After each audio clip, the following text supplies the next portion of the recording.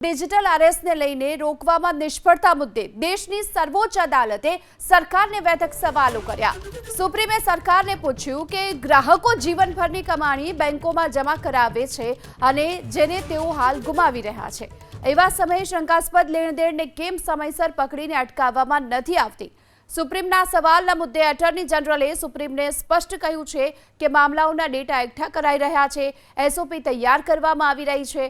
Supreme કોર્ટે કહ્યું કે અત્યાર સુધીમાં હજારો કરોડ રૂપિયા ફ્રોડથી પડાવી વિદેશ મોકલી દેવામાં આવ્યા। ઉપરાંત ડિજિટલ અરેસ્ટના કેસોને ગંભીરતાથી ન લેવા બદલ સુપ્રીમે વિવિધ બેંકોનો પણ ઉધડો લીધો।